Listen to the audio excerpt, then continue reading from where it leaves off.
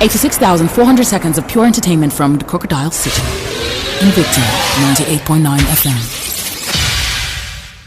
Invicta FM.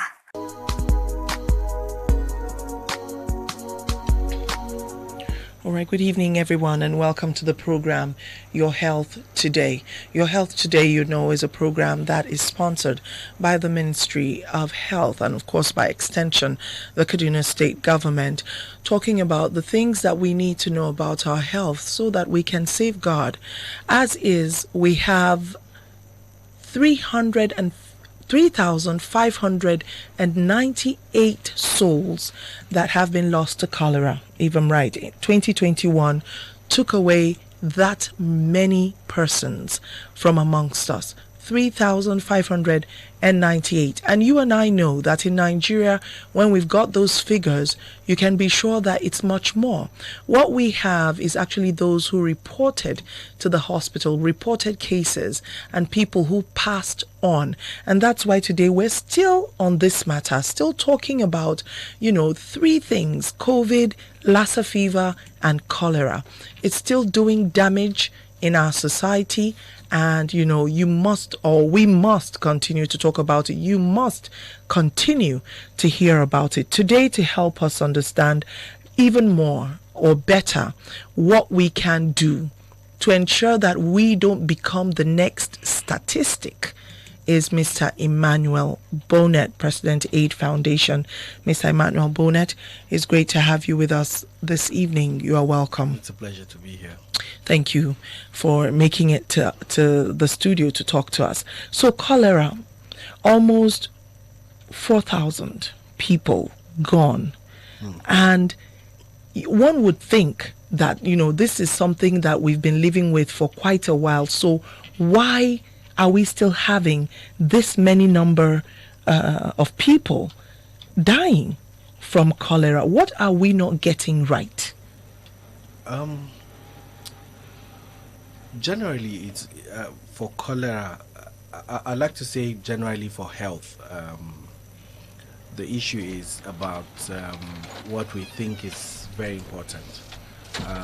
Most people don't prioritize what is important. They choose what they think is important to them without actually looking at facts and figures. And then common sense is not what they use in helping them to prioritize and choose these things. They use what most people talk about or what most people do to be able to decide to themselves if what they think should be prioritized makes sense. So I'll give you an instance. There are basic things basic hygiene. Common sense tells you that you need to wash your hands before you eat. So if you want to practice that continuously, before you continue to make that a habit, you must have told yourself, you must have internalized it that this thing is very important. It has a reason and you must know the reason. When you know the reason, you would follow it through. Because majorly, oftentimes, those that know more than you, who happen to be doctors, have said that it is because people don't do A, B, C, D. This is why they have found themselves in this situation, and oftentimes they lose their life. So once you internalize that becomes a very strong feeling inside of you as a person. So you go to the market, you go to school, you go to church, you go to mosque, you are always conscious of that one singular information that you have, that you need to wash your hands. So there are a number of things that we take for granted. We're Africans. We eat oftentimes with our hands. And we touch everything with our hand, do all sorts of things. And then once food is offered to us, we collect it and straight to our mouth. And you know that cholera is from what you eat or what you drink. That's how you get this infected with this disease.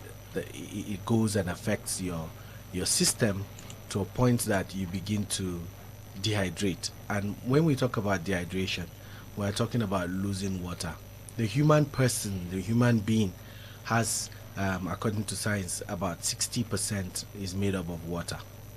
in the person. So if you lose water, and then it depends on how serious it can be. Sometimes you lose water so fast in very little time that your life becomes very threatened at that point in time. So if you don't seek attention, medical attention, things can get out of hand. So what we need to, and because we are not, first we begin to wonder, why is this person behaving like that? Time is going. Before you even begin to, okay, he has not done anything now, he has not been sick, he has not been, this is just 30 minutes, and then it goes to 1 hour, and the person is, before you get to the hospital, and you queue up, and things begin to happen. So we need to take our normal way of living, from when we wake up in the morning to when we sleep. The simple things we do, we need to take them very seriously, like washing our hands. The things, when somebody hands you anything, chin chin and all that, you begin to wonder, should I drink sugar cane? Should I just collected this maize, and all of that, and straight into our mouth. When you eat bread, the guys that prepare the bread themselves have touched it a million times before the guy that comes to the shop and has touched it too. And then you are, because this is your health, you also have not gone through any process. You carry that same bread without washing your hands, to reduce the quantity of germs that may be on that bread. You then straight away consume it. So just name it. Besides the food that we eat, which has gone into the fire and comes out, this is where I used to say common sense. Common sense tells you that, okay, so when it goes into the fire, yes, to a good degree, it would have killed all the germs. But when it comes out, what happens after it comes out? Because from that point, it goes into your mouth.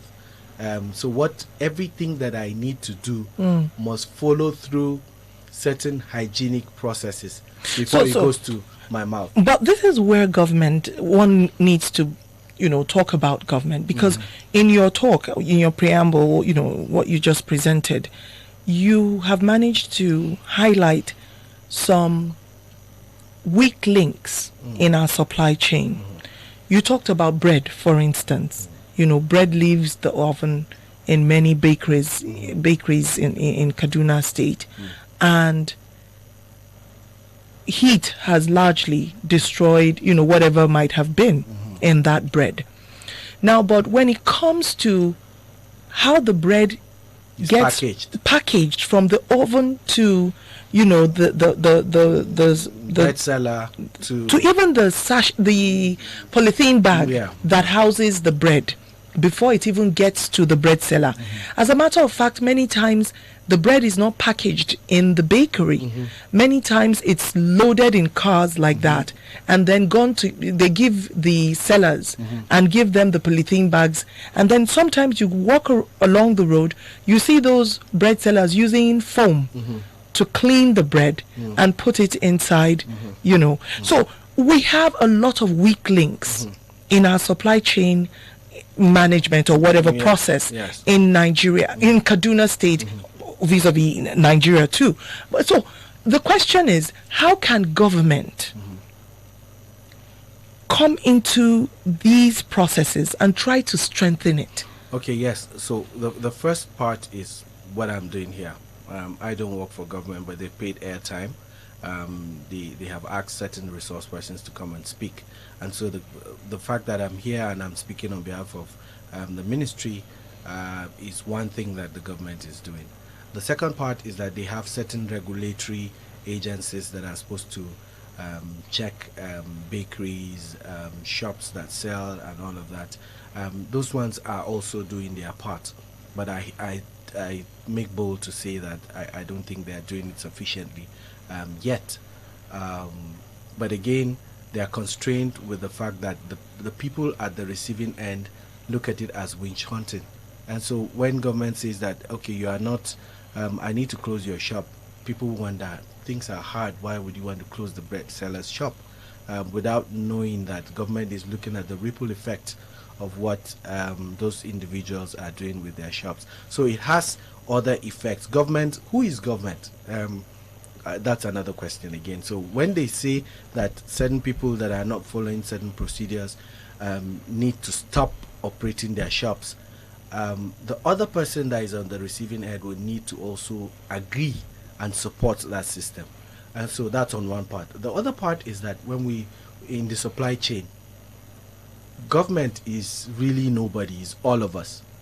It's your uncle, your brother, your neighbor, your sister, and all of that. So if they are the ones that we see as government, who consumes the bread? They also consume the bread, your cousin, auntie, and all of that. So they are part of the society. Now, for those of us that are not part of government, we also have a responsibility to play, which is, if you pass that bread seller on the street cleaning the thing with the foam, and you talk about it, the next guy who is your neighbor says, "What is your business?" You can see how we're destroying the chain of what we need to do to protect how to ourselves. strengthen our Yes, systems. because so you talk about it, and the next guy is saying, you are not minding your business. This is your bread. What else can she do? And all of that. She can't do something, because you are the one that is going to eat that bread, or your security guard, or your driver, or somebody that is close to you would probably consume that bread, and then would also fall sick along the line. And then you would now begin to say, why is government not responsible for that? Not knowing that you had a part to play, and this was the role that you played in making the situation worse. So that's why all the time I always come back to Q and say, common sense tells us that we need to begin to look at, if I say you should do this right, what does it do to me, and what does it do to the society? It actually strengthens us. It makes us better. I can make bold to say, even if government does not do anything, and then citizens decide to follow through the processes of what comes into their mouth to make sure that it is healthy, the system will fix itself. So if we know any bakery, all of us that stay in a particular community, we know any bakery, and this is what they do, and we go back and start advertising that, look, nobody should buy this bread, this is how they do this thing, they'll change, because they want business, they want to make sales. And once you give them that feedback, with a view of not to put them in business, but because you want them to change, you would see that things begin to go differently. But first, it is not about what others do, it's about what we do ourselves. So you go to a restaurant, you sit down, they give you the food, you wash your hands in the bowl, and then after finishing washing your hands, you carry the bowl, keep it somewhere, and then carry the food and eat. Clean hands, touching the bowl to carry, dirty hands, keep the bowl, dirty hands, carry the food, and straight it. So you think about process, everything must be, you must think about it. The guy, you want to drink sugarcane, the guy has scraped the thing, cut it into pieces, has washed it and put it in the polythene bag, and he gives it to you. Where did he get the water? And all of that, you don't know. And we know where cholera comes from. So it's not magic. It's not, it comes from dirt. And this dirt comes from what we eat and what we drink. So if the guy has used bad water to wash the sugarcane, and the germs have gone into the sugarcane, then you carry good water and wash the surface, you would still swallow the germs that have gone into the... Before we open up the phone lines, I would like for us to quickly talk about, still on the government aspect, potable drinking water. Yeah. I know that we've made better strides in recent times in getting people to access potable drinking water, but then again you think about the system of there are different drillers of boreholes. For instance, boreholes are in almost every neighborhood right now, at least within the metropolis, which is a good thing, and in some of the suburbs not necessarily, because some of those drillers do not even take into cognizance the environment in which they're drilling. And so you'll find out that even from source, even from the bottom there, the water is already contaminated. So the question also arises, those that are certified, do we have certification for people who are given that opportunity to drill for us? Well, I'm not sure I'm qualified to respond to that because it's not my bit. I do know that it would be difficult to have multiple people all over the state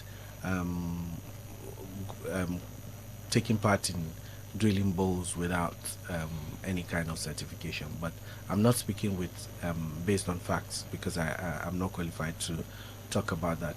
What I think is very important is to see that whatever kind of water you find yourself and you are about to consume, you would ask yourself of the process in which the water has gone through before coming to you. You see, but that's where the problem is. Because the sugarcane seller, the tomato seller, the apple seller, he just sees or she just sees, the water is coming from a pipe. If it's coming from a pipe, that's why I said you need to ask yourself a simple question. Common sense says, if you don't know the source of the pipe, make sure that whatever that thing that you're buying, the sugarcane seller, the tomato and all of that, it has to go through another process before it goes into your mouth. So you buy tomato. If you like taking tomato raw, you must make sure that you wash it. Put a little bit of salt or what do you call that? Is it vinegar? Vinegar. But we are people who eat on the run. I mean, yes, you will die on the run. That's the thing that you would also need to tell yourself. It goes back to the first thing I said. Am I okay when you eat on the run and you think that that's going to be a problem? You find out that if you are, where do you go to when you leave? You either go to the church or you go to mosque or you go to school or you go to work or you go to the hospital, wherever it is that you go. If you find yourself and you have defined yourself that you are always on the run and you need to, then you should have salt in the office. So when you buy your thing on your way to the office and you want to eat it, come to the office, wash it with salt before you eat it. As simple as mango and all of those things. It becomes a habit for you. And here, I'm not sure anybody would start screaming that they are so poor that they can't get salt. So it's those habits that we need to develop. There's no way we can be in a hurry to say we want to do something and then skip certain healthy procedures that will keep us healthy. Because if you are in a hurry to do that, and sometimes you say it's because you don't have money to do the other one, because you are in a hurry to do that one, you spend 25,000 naira in the hospital to treat yourself because you say you don't have money to buy good water. Now that's why you consume the other one. But you see, in the long run, you're going to be in the hospital. The guy that has been buying the good water will stay longer without having to go to the hospital for the same reason in which you are going to the hospital. So those are the kind of things. It comes to our minds first. Tell yourself that anything that is going to go into my mouth, because I already understand that cholera comes from what I eat and what I drink. And not just what I eat and what I drink, what has not been killed by the heat if it is cooked. Now, if it has already been cooked, before it comes to me, what are the processes? How clean is the restaurant, for instance? How do they handle? So they fried the meat, they've cooked, so they put your rice and then carry meat with their hand and put it there. You say no. Tomorrow come back and say no. The day after, call the ministry for them to come there. So you see, that's the partnership between the citizens and them, because the ministry is a person that is in the ministry. So something like that, it would be great to have a number that one could call to report, eateries or, in fact, itinerant food sellers, yes, who you feel are endangering the public. Yeah. So I think that first of all, the ministry would need to have some kind of fora where they come to talk about this, sort of like a town hall meeting, for people to understand, instead of sensitize them. First, the people providing this service, and then have it with the people providing the service and the general public also to mix. So once you do that kind of sensitization over time, then you can provide and say, okay, now that you all know, you know what it means to do this, and you guys at the other side, the citizens, you know that it is your responsibility to report. If you don't report, you share part of the blame, and then the ministry also would need to take a certain action which the citizens shouldn't feel as if it is being draconian in nature. Yeah. So once everybody understands that circle, and then the phone numbers are provided, it becomes a lot easier for some people to take that bold step.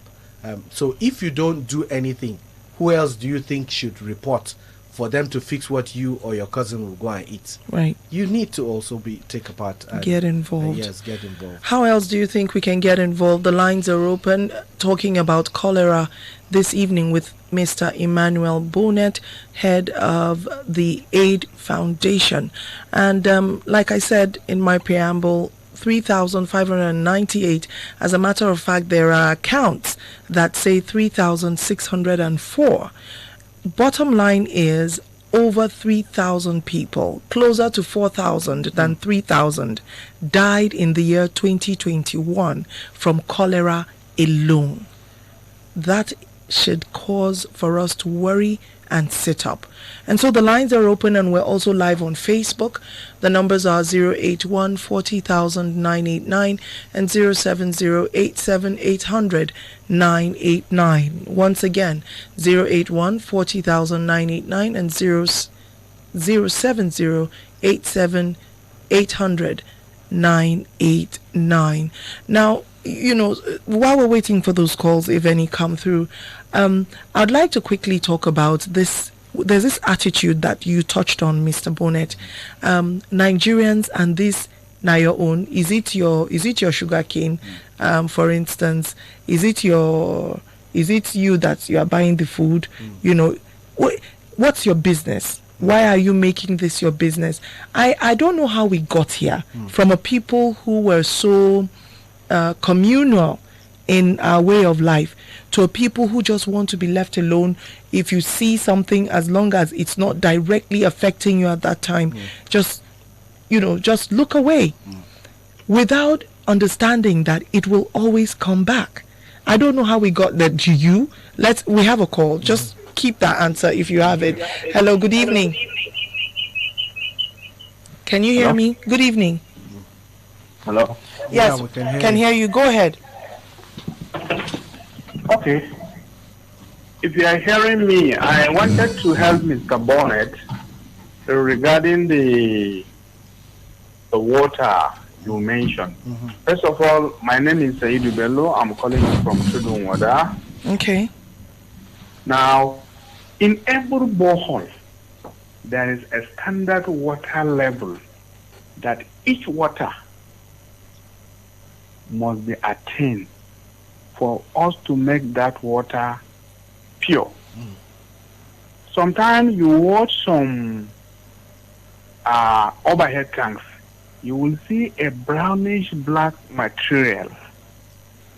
That black material is called the cat iron, meaning the depth where you are supposed to get the right quality of water has not been attained.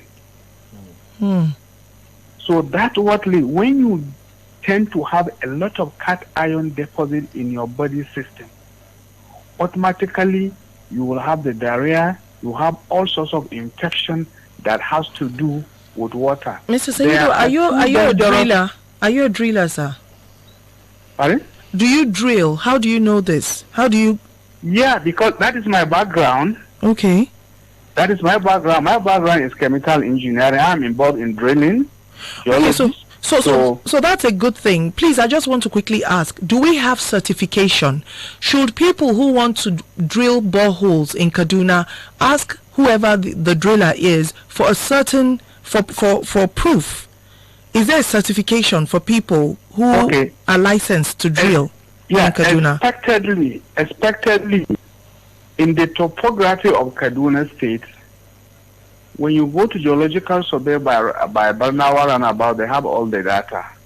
But regarding the certification, under Ministry of Health, like I know that one in Abuja, they have a regulatory agency, but I don't know that of Kaduna. Okay. But expectedly, under public health, there is supposed to be a unit that take care of that. Just like, if you remember in those days where you have the public health officer, they have the right to come to your house and ascertain the kind of toilet you utilize. Right. Yeah. So, one of the major problems we have today, you have fake. Why I call them fake? They don't drill the water, and every water you drill, it is supposed to undergo laboratory tests.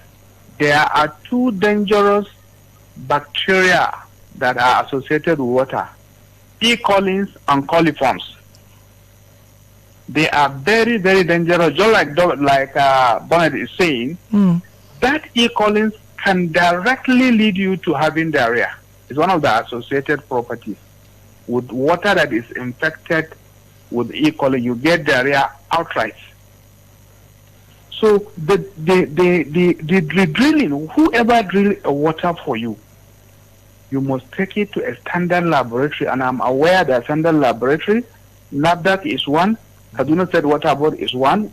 Expectedly, when your borehole has been drilled, you are supposed to take a sample, early morning sample, and subject it for them to analyze and give you all the data, and can also tell you if that your water is pure for drinking. But just like you said, like he answered you, when you have a shortcut to your process, you will also have a shortcut to your life, and you end up having issues.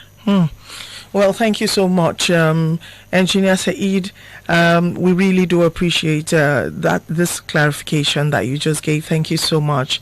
But we've run out of time. Mr. Emmanuel Bonnet, I would like to thank you for coming. But, on this matter of cholera, your last line for today.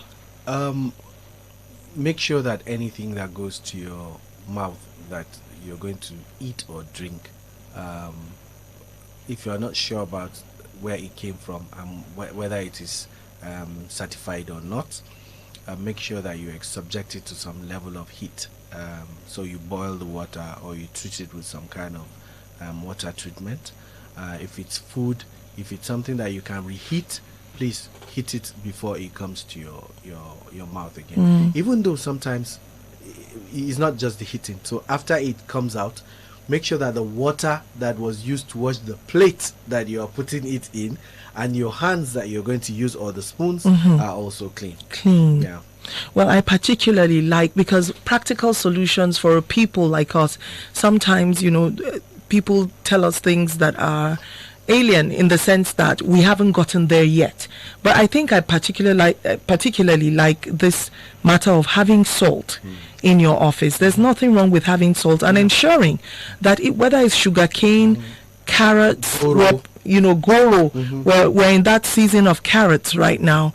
Apples, pears, whatever it is, use some salt water to wash it. I think it's very practical and achievable for us in this community. Thank you so much, Mr. Emmanuel Bonnet. Remember, just in the year 2021, over 3,000 people, closer to 4,000, have died. They didn't do anything other than contract cholera. Or should I say contract cholera. And that in these times shouldn't have been a death sentence, but it was. And that is why we have this program, Your Health Today. Please take away some valuable lessons from this program. Until next week, when we hope to come your way again, remember, salt, use salt. Have it in your office, have it everywhere.